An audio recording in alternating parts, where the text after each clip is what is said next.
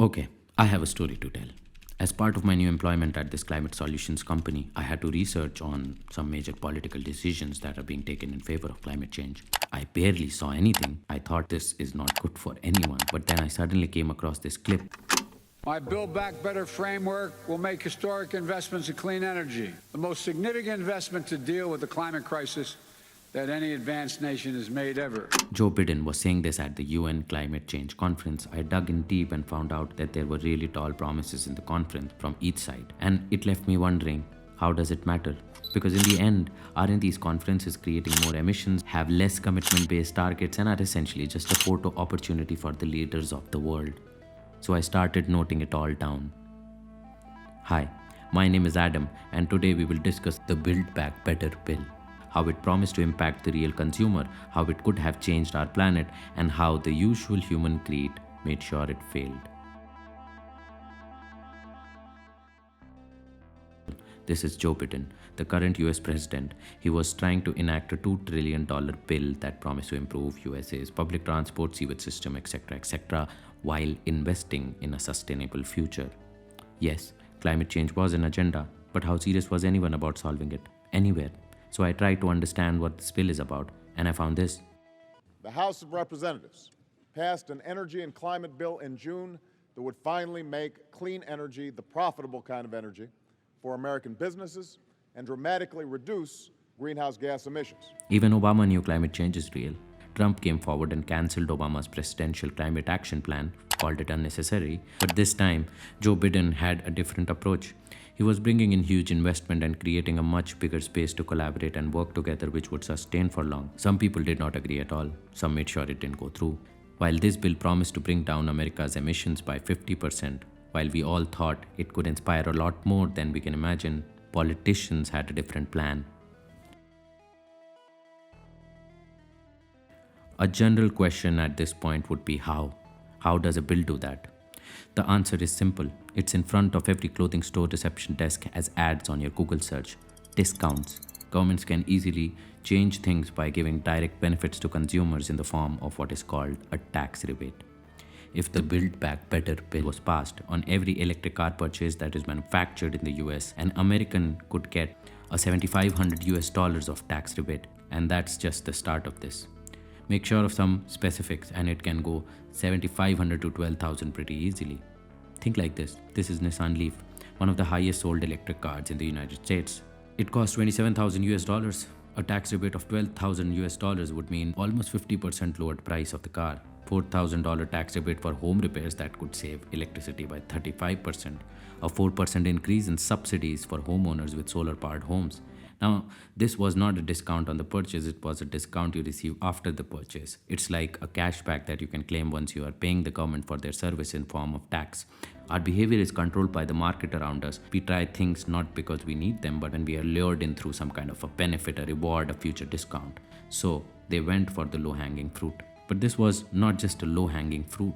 This looked like a small amendment, but it had the potential to become the foundation of a bigger ecosystem. So I started reading about this bigger ecosystem. The US government would have spent an additional 500 billion US dollars just on clean energy programs, which meant more solar, more wind, more renewable. But that was never the problem. See, when I started researching, I found out about this thing called a learning curve. Solar as an energy source has a learning curve. As you learn more about this energy, your tech shapes and spreads, and thus the price comes down, which is why renewable energy is currently the most cheapest. It's cheaper to start a solar plant than a coal plant to generate the same amount of electricity. So the cost was never the problem, couldn't have been the problem. And then I read about this. Apart from the 500 billion US dollars of investment in the renewable sector, the bill also plans to get done with the fossil fuel subsidies. Due to these subsidies, a current running fossil fuel plant will still be cheaper than setting up a new solar plant. By investing in the space, we can say that there could have been more players, and by removing the subsidies, would have helped transition out of fossil fuels. Then there was another problem. Because fossil fuel based energy has been there for long, most of our transmission systems, grid lines are all built on the same. To tackle this issue, 320 billion were to be spent on renewable friendly infrastructure. So here's how it works. Transportation and energy consumption are the main two emitters in the US. Thus, by making it extremely cheap to buy an electric car, solar solutions, getting your home insulated, emissions via transportation and personal usage could have systematically gone down. And with more investment in an already low-costing solution, it would have cut down emissions via the energy consumption as well. Overall, this spending could have potentially reduced USA's carbon emissions by 739 million to 1.3 billion by 2030. Damn, you must be thinking what went wrong.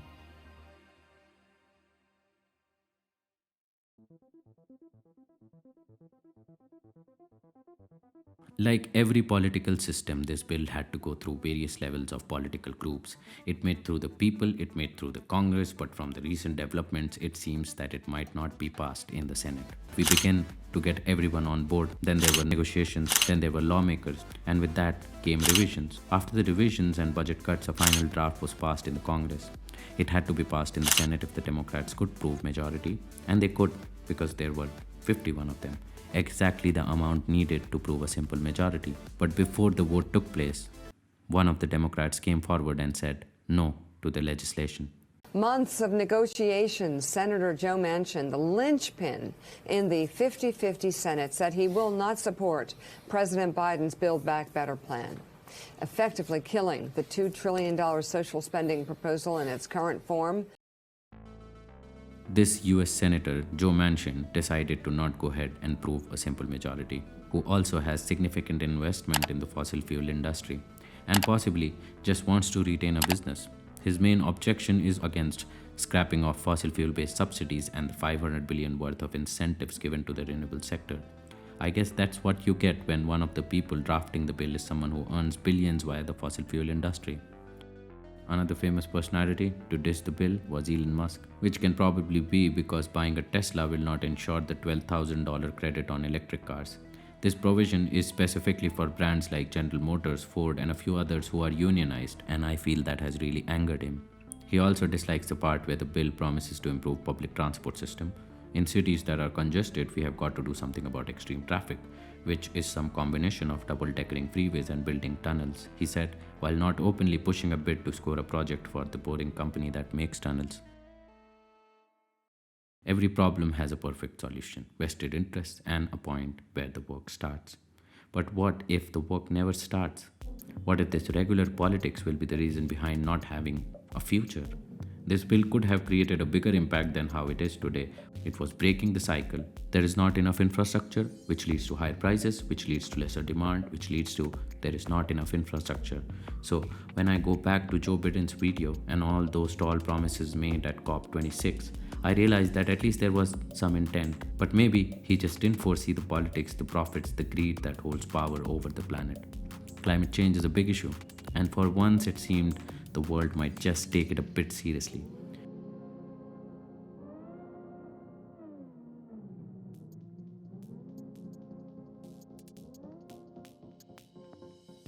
Thanks for watching this video. This is Adam. I hope you found something valuable from this.